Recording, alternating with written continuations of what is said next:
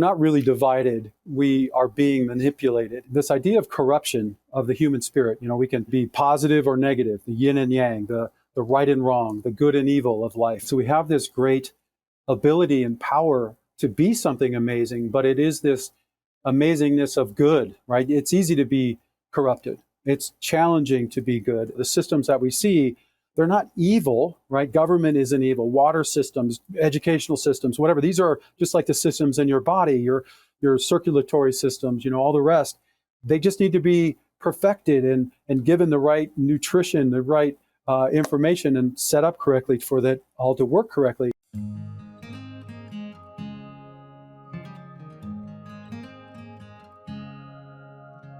Hello and welcome to Along the Way Life's Journey. I'm your host, called Buccellato. As I've told you many times, I've traveled millions of miles around this beautiful earth of ours. And I've seen and met wonderful people. One of the things that kind of impresses me these days, and I'm sure you as well, every day we turn on the TV or we read things, we hear from friends about a dilemma, a distraction, some pursuit in the world that's saying we are in trouble. All we have to do is look at the political scene to know that there's some truth to that. But what is the real trouble? What is the thing that seems to be separating people so much in our society? Is it real or is it fictitious? Does it have an ultra motive to it? Are there people behind the scenes trying to tell us we have to do those things? I have a young man on today that has lived through many, many difficult situations in his life, and he's overcome them. One way or another, he's overcome them. And I think you're going to find this story very interesting. His name is Andrew Calderella, and he is just, I think, an amazing man. He has a wonderful book out. We'll talk about that later. Andrew, welcome to the show. Thank you for having me. Great to be here, Carl. Glad to have you here. So, I as I said in the intro there, I think you have some interesting approaches to life and society and things that are going on around us that many, many people seem to be blind of, that we're being manipulated in many ways, and I think it's a lot of it has to do with the propaganda press. But you'll tell us what you think about those things. First of all, how about giving us a little background? Who is Andrew? When was he Andy who became Andrew? I was never Andy, actually. It's funny. My parents actually talked about that. I went by Drew. My dad called me Drew. I've been Andrew or Drew my whole life. My mother kiboshed the whole Andy thing when I was a little kid. So, though she did call me Andy Drew for a little while, but that's a whole other story. My origin story is, people always want me to start at the beginning. What they say is I was started behind the eight ball. So I'll just give you a brief history. So I was born in Detroit, Michigan in 1966 to parents fighting for the civil rights movement. I don't know if it was going on in Detroit between 1966 and 70s. They were inside the line, running food back and forth, had a lot of altercations you can imagine on both sides. I was born actually with dyslexia and other learning disabilities, as well as a lazy eye. So the lazy eye meant they put a patch over my good eye to make me look out of my bad eye. I was seeing 2200 vision at that point, which is legally blind. I don't know if you can imagine this little kid walking around with learning disabilities, patch over his eye. I was a target for bullies, to say the least. I was mocked, called stupid every day. I actually had a teacher in elementary school tell me I was too stupid to learn everything and or anything, and I should just quit and drop out, in front of the whole class. It kind of led me down a dark road in a way that I just didn't really want to be in this world anymore. Being thrown in trash cans, having all that horrible things happen. And I always woke up with a really great attitude, and it kind of changed in about fourth or fifth grade. But with the help of some teachers, my mother especially, if it wasn't for her, I never would have made it. I did graduate from elementary school, went on to junior high school, high school. I was always an athlete, ran track, cross country, played basketball. Actually became the vice president of the high school. I graduated, obviously went on to college, got degrees in speech communications, theology, philosophy. I was on the crew, which is the rowing team. And then from there, right out of college, got a job in Japan. I traveled the world. I lived in small towns in Japan and helped teach English. I was what they called an internationalization representative, exposing people that had never seen foreign people to foreigners. That was a great experience. I loved the Japanese. And then from there, I came back right before the 94 earthquake. lost pretty much everything in that earthquake, started businesses all along my path here. In 1999, I actually started Consulting Ace, which I'm still doing now. I own that, and I'm the CEO. But one of the biggest things I've been working on all that time, which what I called the book in the beginning, it was this, I don't know, calling I had or whatever it was to find answers to the biggest problems of the world. And a lot of spiritual experiences along the way, a lot of insights, a lot of, I think sometimes you learn more through the traumas of life than you do through the easy points. Absolutely. So through all those traumas and tribulations I went through, I was able to gain some deep insights. My mother always wants me to say this too. Yes, I had learning disabilities and all that, but I was also given some great gifts. I was tested out to be a genius in abstract thinking and other areas. So while I was, had a negative in some of these other things like doing math and spelling and whatever, I had other gifts that kind of made up for it in other areas. But in 2015, after like 30 years worth of research, it was Good Friday, and I was sorting out the beginning and ending of this major work, thousands and thousands of pages. And I kept finding my references to, this is true to key success. This is true to key success. I put these keys together, found these 7 steps. And what it did is it was literally like a light bulb went off in my mind. I could see how not all of the information I had, but a lot of it could be shared in these 7 steps, presented in a way that could be digestible. And when I shared it with my friends and publishers and everybody, they loved it. And they wanted me to publish a book. And being a dyslexic and everything else, it was challenging to say the least to write a book. But I did it. This was before AI and all of that myself. And it came out in 2020, right as COVID hit, of course. And, spent the next couple of years kind of promoting the book and, kept up with my business. But that was really my main focus. And there's 2 more books to the series that are going to come out. I know I did that kind of fast. Hopefully that made sense. It made a lot of sense, but I get the impression you're a fast guy. You don't waste much time or suffer fools too well. You get to the point, don't you? Yeah, I do. And I do Yeah. talk kind of fast. I'm trying to slow down. Yeah, A little hyper. but I can relate to that. Just so that you're not in odd company here. I also was dyslexic. I also was told I would never amount to anything. But I'm a member of Mensa. I have my graduate degrees. I've started many, many businesses that I took public that became unicorns. I employed tens of thousands of people. So screw them. They didn't know what they were talking Yeah, about. I think we should all just agree. Let's not write off any children. Never. These are just Never. differences of our minds. It doesn't mean you're stupid. It just means we have Absolutely. gifts in other areas. Some people are better at Absolutely. some things than others. You never know what a child can do. You just got to give them the resources and and help them as best we That's can. right. And I want you to know, I'll just take a moment away, but I've worked with a young lady who has developed a technology, a series of studies. She's an optometrist, and she's developed a series of studies working with dyslexic children. And it turns out that more than half of them have visual problems when they're young that could correct the dyslexia by corrective lenses if, in fact, you know enough to test the kids and get them into the right hands. So there's help. There's much more help. It's less neurological than when we were told originally. It's more visual in many cases. So I don't want to distract that from you because you have a lot to talk about.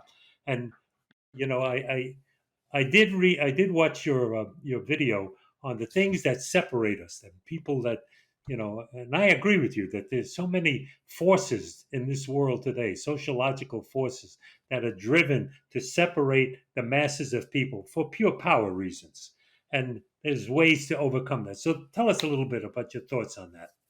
Sure. And just so people know, you can find all my videos. I have a YouTube channel. They're all up there.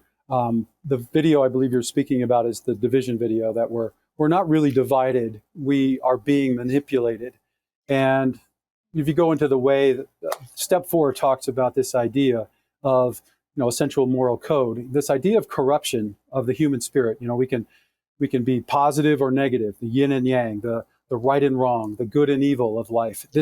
I know it sounds to some people like, oh yeah, it's just, I've heard that before, but it really is central to everything we're doing. Absolutely. And if you study human history, all of human history is almost a challenge between a horror story and a hero story, right? We can see both parts in throughout history.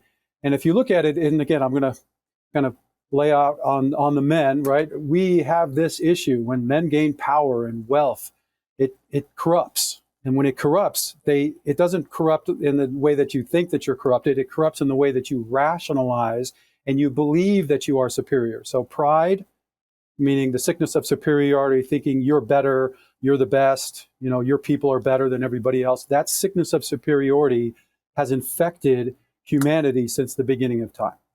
And it's this idea of how do we overcome this that is really central to the way and everything that I'm talking about. And it really has to do with having a core belief system that we can all share that will help us overcome this. And with men especially, because we tend, as we gain more power and fame and all of wealth, we seem to fall down that track very easily. Let's just look at the kings and queens and all the wars and everything else that's happened throughout history and attributed mainly to men, right? So if we can overcome this problem, we could solve most of the problems in the world. So with a proper moral code, we'll be able to do that. Does that make sense? I agree with that. And there's a few things that you've said in your conversation so far today that leads me to believe you'll understand the comment I'm going to make. You talked about Good Friday. And before Good Friday, there's Ash Wednesday. And at the time in Ash Wednesday, when the priest says, "Remember, man, that you are dust, and to dust you will return." And I think that's a fact that we're supposed to recognize not only our humanity, but our simpleness of who we are in God's scheme of the world and things. And so many times we've corrupted who and inflated who we are for our own pride and our own purpose of glory, And I Yeah, I think agree with you. there is a balance there because I also believe, we're all the children of God. We're made in the image of God. So we have this great ability and power to be something amazing, but it is this amazingness of good, right? It's easy to be corrupted. It's challenging to be good. And that is set up that way on purpose. If this world was too easy, it wouldn't be a challenge and there would That's be right. really no point. That's right. But we're also all forever beings, meaning we're created at a point, but then we live forever. We're just inhabiting these bodies for a short time. And it's not, a Christian heaven and then a Muslim heaven and all the rest. There's just one for all of us. The religions are speaking about God and they're trying to interpret it, but there is only one master creator, the prime mover of all of it. And we're just here trying to interpret it and figure it all out ourselves. Right. So your book is doing very, very well, and you do, I'm sure, meetings and groups of people to provide them with insights into how to become more ingrained into the way and the 7 steps that you have. Tell us about that business and what you're doing with it. Yeah, so I actually have Consulting Ace is my consulting business, and we help companies make, save, and recover money and time in all sorts of different ways, and it's all at zero cost and performance based. And then I also have the 7th Foundation, which is also tied to The Way, the book. So the 7th Foundation and The Way are all about helping people become their best and creating a better society and world. And tied in there is the ideas of the one tribe, the one movement, and the one party. And that's where we can join together to create major changes in the world. And all of this is kind of just getting started. I have been a little delayed on some of my plans. My father passed away years and years ago, and I've been caring for my mother, and she in the last year has had some major health challenges that I've had to step up and really help her with. Sorry to hear that. Sorry to hear that. Yeah, we all go through it. Being a caregiver is challenging. Anybody that goes through it. Just one piece of advice for anybody that's hearing this that has parents that aren't too old yet. Get your parents' life in order before it gets to the point where they need to be in hospitals or they get too old to care, meaning their finances. You're going to need to have access to their will, their everything that you can imagine. You're going to have to take over. And if there's not a set ABC step, you're going to be driving yourself crazy trying to figure it all out. You won't have access to the bank accounts. You won't have access to anything. And nobody wants to go through probate. You will hate it. Yeah. So I would just advise you all to get that all set up. Like my father passed when he was young. Yes, I've been caring for my mom, but I didn't know what I didn't know. And I thought, she would have had this all set up. So, you never know what you don't know. So I'm just saying that if you have elderly parents, try to get all that stuff straightened out before they get too old. Now, folks, before we get too further along the line, Andrew has mentioned a lot of different programs he has and a lot of resources he has that are available to you. They're all going to be in the show notes. All of the contact information to reach Andrew will all be in your show notes. They'll be clickable. You don't have to write it down, and you can find it very easily. Yeah, just a note on that too. If you go to the main website for the foundation, the book is 7 Way Me. There is just scroll down on the homepage. There's a block there where you can get some free gifts. So if you want to there's chapters of the book. There's all sorts of resources there, and there's links to all the videos and everything else you could want. That's great. That's great. So you speak all over the country, I imagine, at this point. Much of it is on Zoom like this or on the internet, but this we're doing Riverside now. Well, we call it Zoom because that's what it was for so many years. It's become the synonym for it. Yeah, there's so many of them, so it's hard to keep track. But you travel around the country, I imagine, right? I haven't actually in the last year or so because of my mother, but yeah, I do travel. I don't travel as much as I used to because of COVID. Actually, set it up to where this is a much better way to do it, and honestly, for business, it is so much more productive.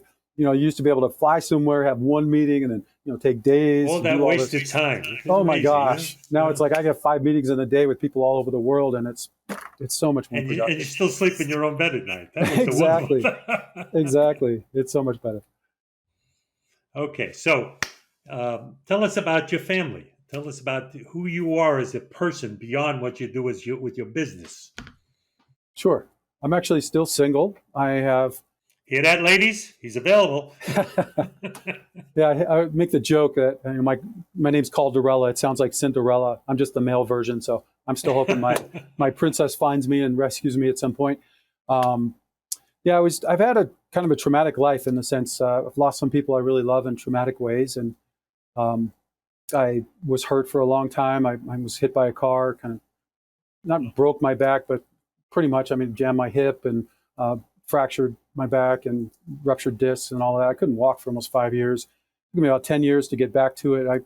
In 2007, I was actually hit again. And again, I was just sitting at stoplights being hit. I can't even tell you how paranoid that makes you.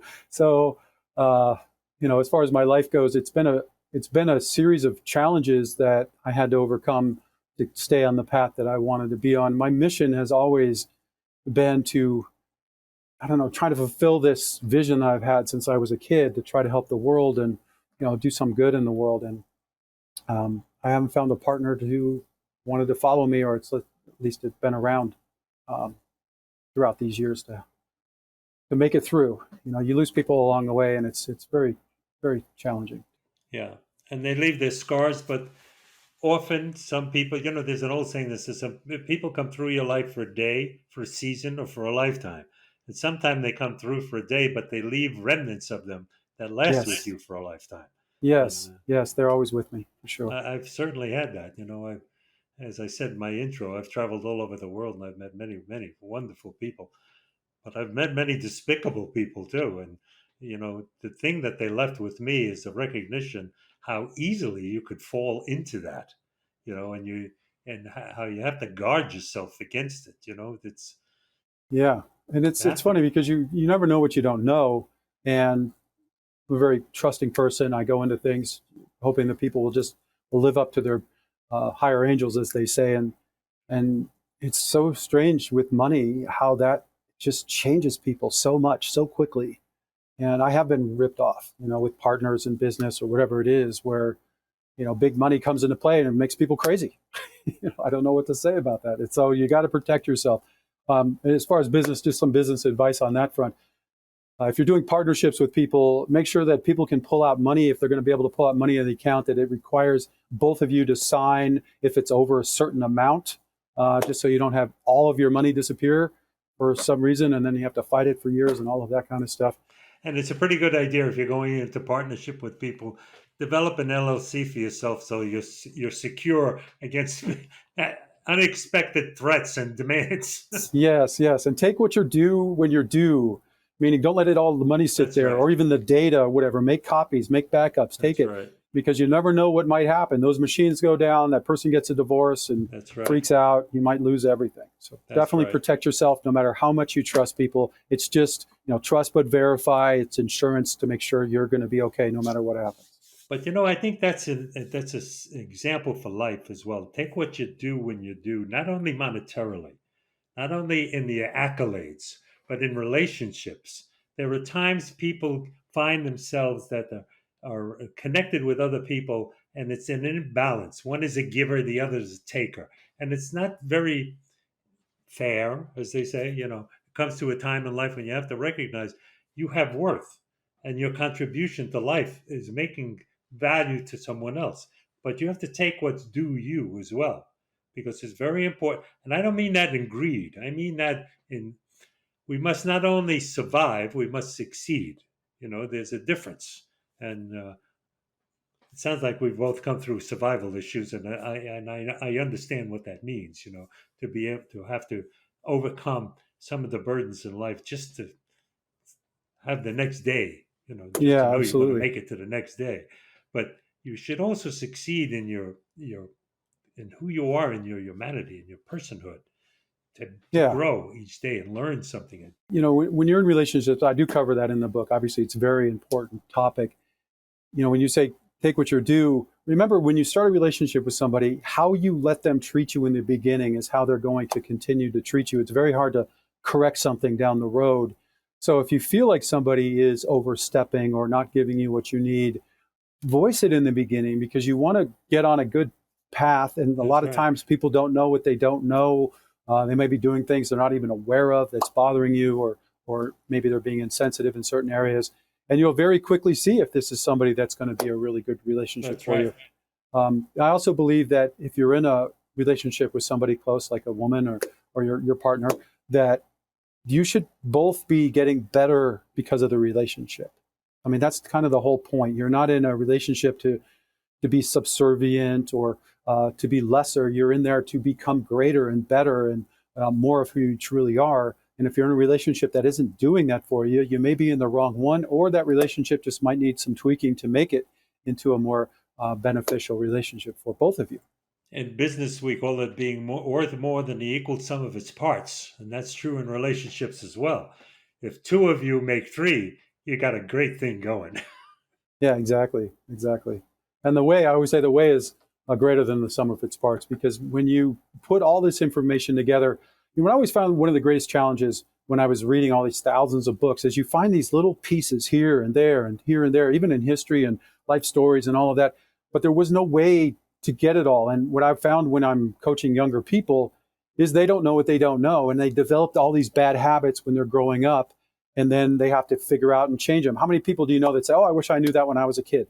So what I wanted to do was create something to where you could get all of these base insights on all these different key areas of life. I view life like this: like, you see those guys where they're balancing those plates on sticks, they're running around, Yeah, and you right. keep balancing them. That's what your life is like. Your Yeah, finances, your relationships, your health. You got to keep all those plates balanced in the air. If one of them crashes down, it can seriously ruin you. So you need some foundational information in all of these key areas of life in order to really make yourself into your best self. So that's what I tried to create with the way. So I studied all the greatest minds and leaders in history and, body, everything else you can imagine, mind, to create this.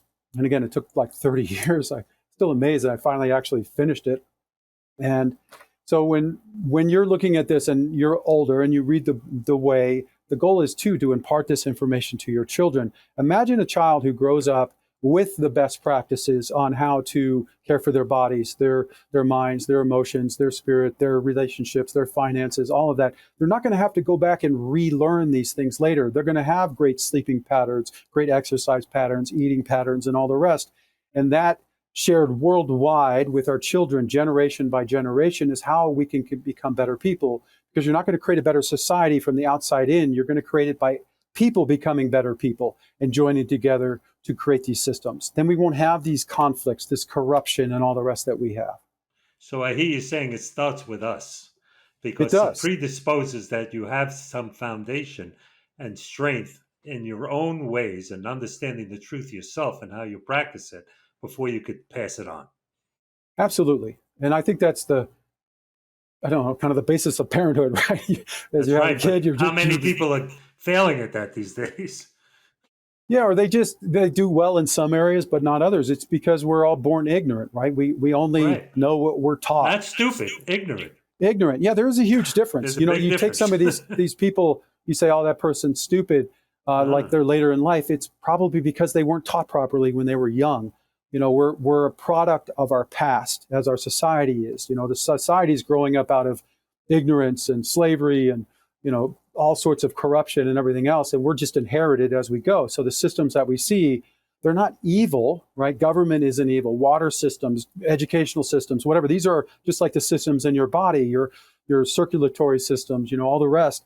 They just need to be perfected and given the right nutrition, the right information, and set up correctly for that all to work correctly. So that's what I mean. It's like, so if we have the knowledge from the society end and the personal end, and we're able to internalize it, then creating a better world is going to flow out naturally, because we're not going to sit in a room. I don't know, you've been here, I'm sure, through your history with men, and have these ego contests, this arrogant mind play on each other for no reason. Really, you're just trying to do business and set ABC in a row, and there's some weird dynamic happening. And that is, I think, one of the biggest problems in the world, because it's usually we men who have this problem, and then we ended up competing against each other instead of cooperating to create something even greater.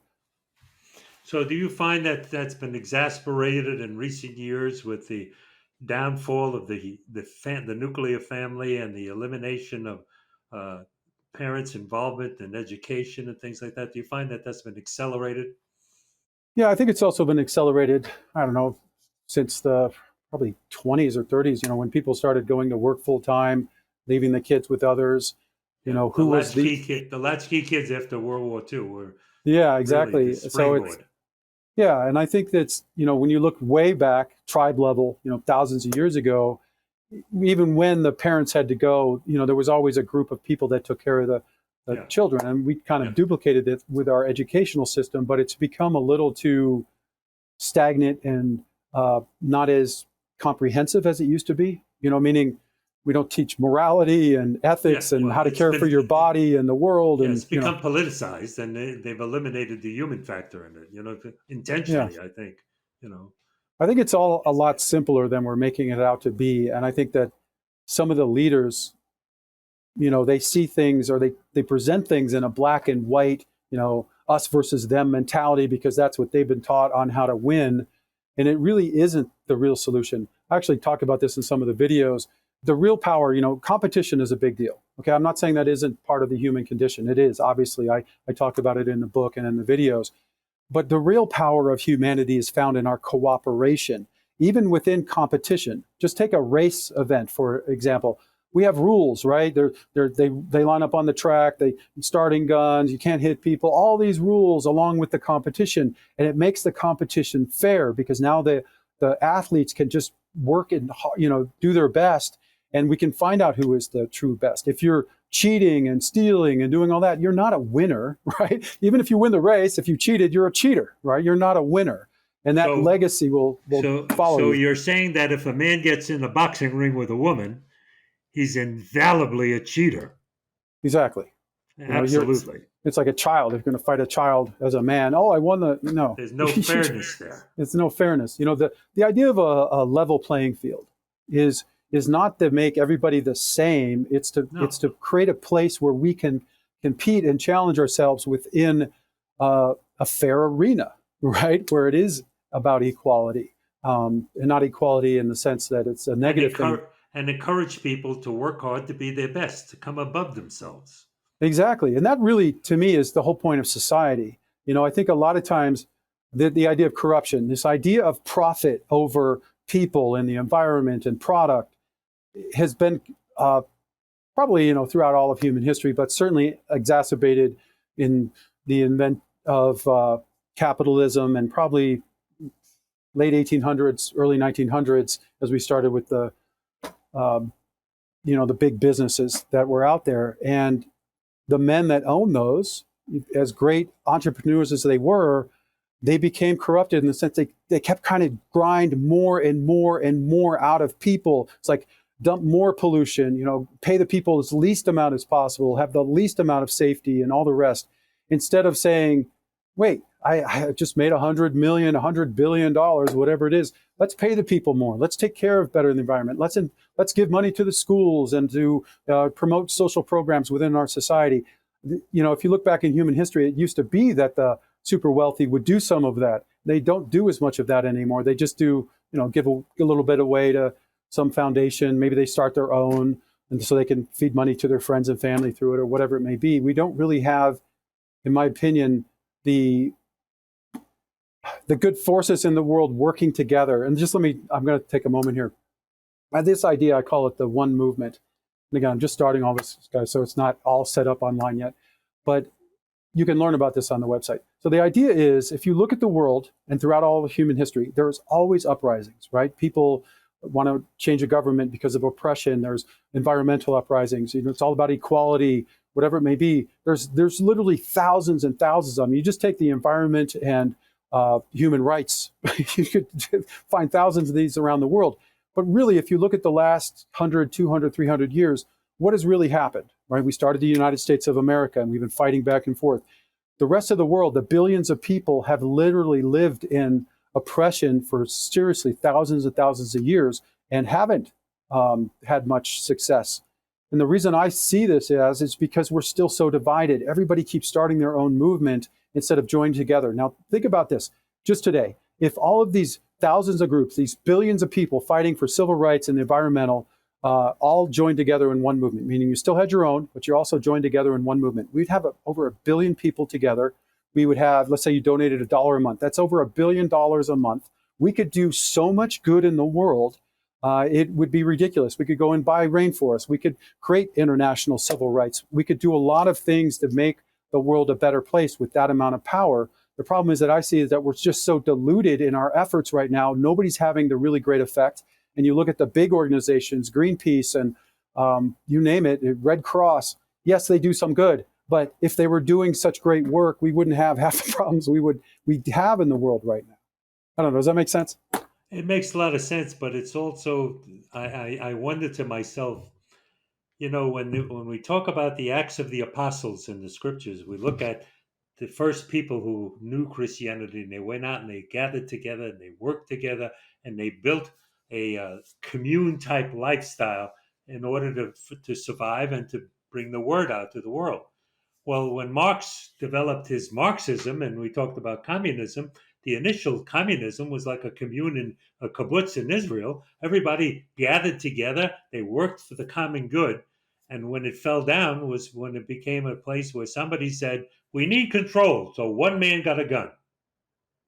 And everything fell apart.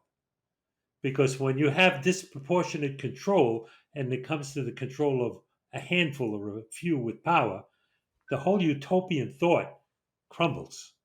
The trick you're going to have is, how do you get everybody to agree on the same thing? Well, there's some very foundational principles I believe we can all agree on, and I do cover those in the book. And when I share them with people, I get that even, like in the United States, the red hats, the blue hats, whatever it is, everybody seems to agree with these basic understandings. We are not as divided as everybody keeps telling us. We all want a great life, right? We don't want to have trauma and drama and fighting and pollution, affecting our kids. Like, who wants their children to be drinking lead or, having forever chemicals in their bodies that are changing their hormones and, all sorts of other things? Nobody I've ever talked to wants any of that stuff. We all want to have, basically, if you look at everybody in the entire world, we all want the best for our family, have good food and education and all the best stuff, right? Everybody does. So that's the whole idea of society. And the problem is that we're being led by the top down by a lot of corrupted leaders, especially men, who believe it's their vision, their idea. They are the ones that can solve everything for us. And it's always a kind of a horror show in a way, because they don't know, right? And my foundation is about finding the best of the best ideas and implementing them throughout the society. And the idea that you talked about with Christianity, I believe Christianity got totally corrupted when Rome switched over to be Christian, right? So it was Constantine, I believe, he saw the angel of the light.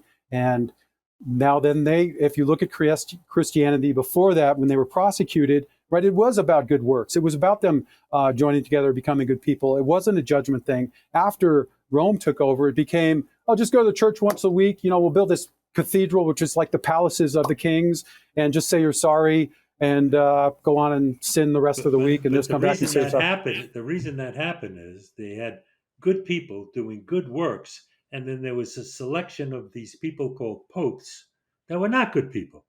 If you look at the history of many of the popes, they were not good people. Well, that was the Roman Catholic influence, They were leaders of the church, and they were corrupt. And yes, that's where it fell down.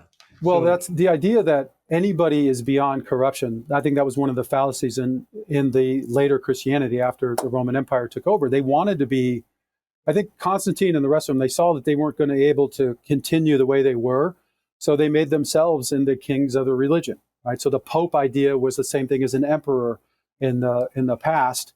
And they literally did what you said. And that's where power, when they talk about power, wealth, and fame corrupting, you look at Christianity, they literally have the 10 laws, right, in there, and do not kill, do not steal. Right. And somehow the popes can convince millions of people to go down to Christ's homeland and kill and steal all of their stuff. I can't even rationalize that in my head, how a pope, the leader of a religion that says do not kill, do not steal as their 10 commandments, could then rationalize it and get millions of people to follow him and go kill and steal.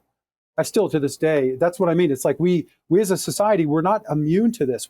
No matter what your faith level is like, you have to test it against something greater. You can't just take the word from somebody in the church that you're hearing. You have to test it against your heart. Absolutely. Is it virtuous? Is it good? Is it truly right? And if you're a person who is truly faithful and believes, like I am, you have to be willing to take part. You have to stand on the line. You have to speak what you know to be true. You have to be willing to take arrows. You got to be like the Minutemen coming out of the woods to say this country's worth fighting for. You got to stand for what's right. So if somebody is watching this right now, Andrew, and they say, Andrew, you're right. I agree with everything you're saying. What do I do tomorrow? What would you tell them? I would say either read the way, or I have a master class. It's called The Video. This will help us all get on the same page. And seriously, this isn't about me. It has nothing to do with me. It has to do with the information that I found. We're all cogs in this great machine. I'm just fulfilling this little role. So I need everybody to help me stay sane too as we rise up and become more powerful, because we cannot do it all alone. So I would say the first step is to gain the knowledge. The second step is to join together so that we can then take the steps that need to be done in this world. And honestly, people, it's only being made seem difficult. All of the systems that we have, because of the thousands of years that we've been doing this, water systems, electrical grids, power systems, whatever it is, there are improvements that are coming around every single day on all of this, on how to do it. If we just implement the best practices in all of this, get our egos and everything else out of the way, we could have a wonderful world. There's no reason why everybody in the world could not be living a wonderful life. We can create the systems to help us do that. It's this greed, this focus on profit over people, product, and our society that is one of the greatest corruption. I mean, just look at some of the biggest companies in the world, right? They pay their people the least amount of possible. They're always, like the Walmarts, everybody else, they're on food stamps, and they're wondering why the government needs so many programs. It's because the companies aren't paying people well. If companies paid people well, they would be able to not only take care of themselves, they'd be able to take care of their kids, put money away for their retirement, send their kids to college to create a better life, or trade school, or whatever it may be. I mean, there's so many possibilities. But if you grind everybody down to the point where they have no money, they're barely paying their bills, or if not, there's no way that anybody can rise up, because money is the thing that allows us to gain access to the systems of society. So it's an interchange, right? This money's got to flow from the systems to the people, from the people to the systems.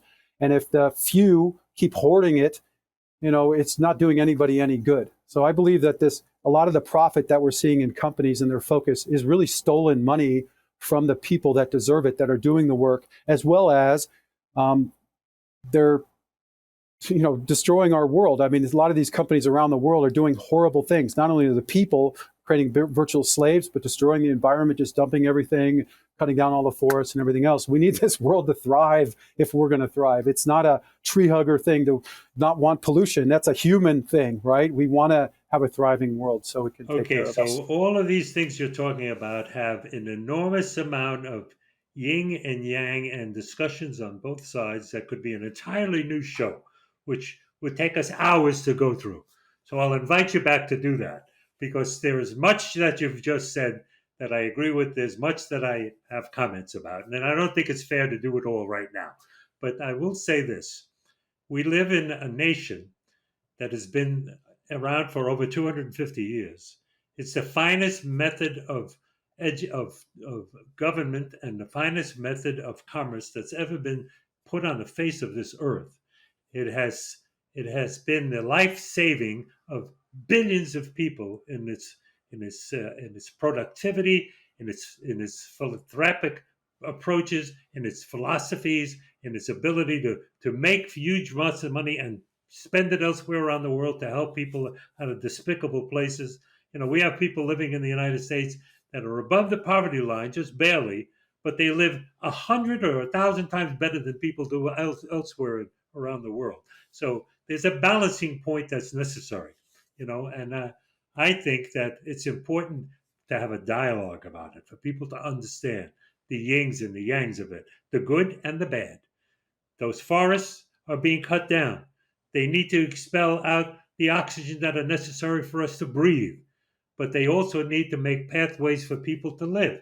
I know a man who went into one of those forests, had a huge job, was paying him eight figures a year, and had a huge job. Went with his daughter down to the Amazon because she couldn't go unless a parent went with her.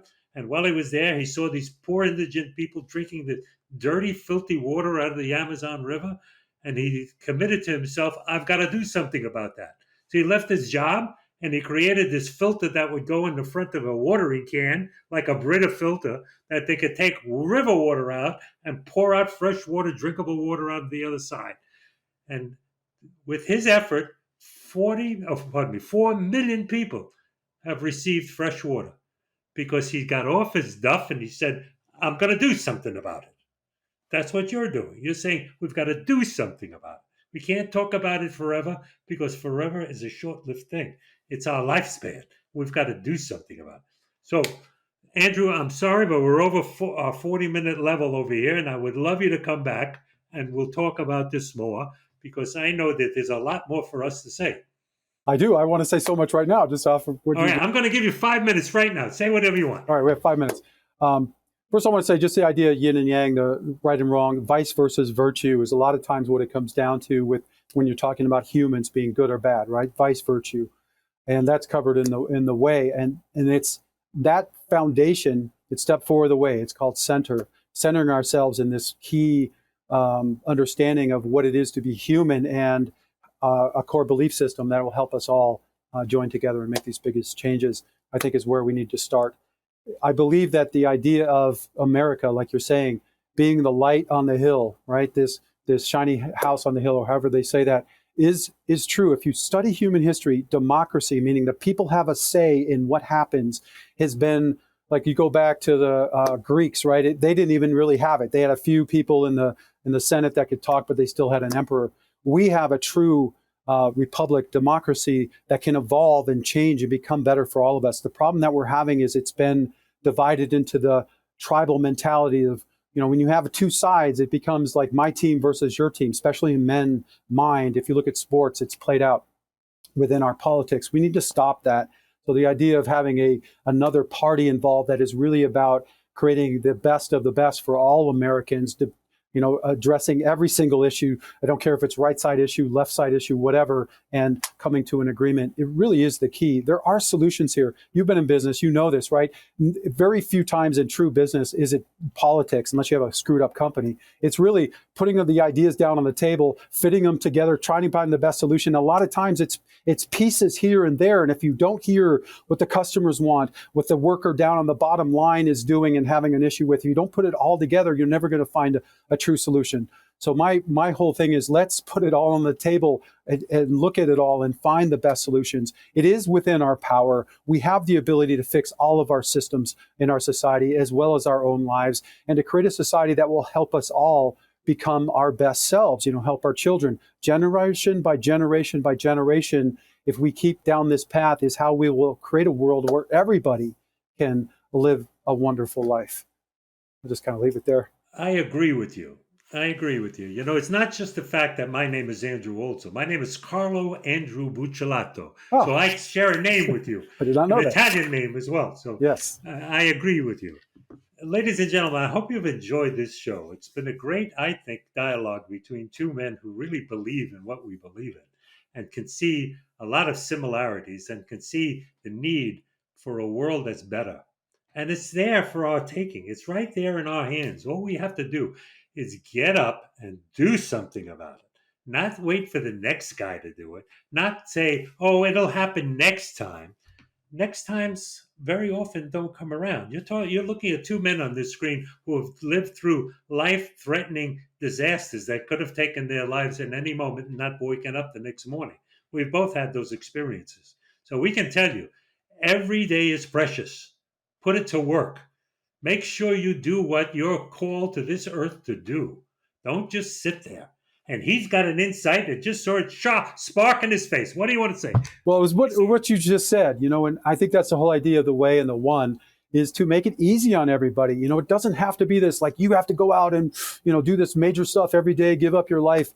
A lot of times, if we join together right, you could just in a few clicks, $1 a month, we could change the world. That's the idea of joining together, having the masses together. Imagine, again, 1 billion people across the world join together in a certain type of movement. We can change everything very, very quickly. So, and that's the goal. I don't want you to have to give up your life. I would like you to get the information, spend the time to make your life better, and then join together in pieces here and there. And that's how it should be. The government shouldn't be your major focus in life. It should be you and your family and everything else. The government should be able to run correctly. Same thing with business and all the rest. We do need people like myself and others to help orchestrate that. But, the majority of people should just be able to do, short intervals to help make these great changes happen. And that's really the goal, I think.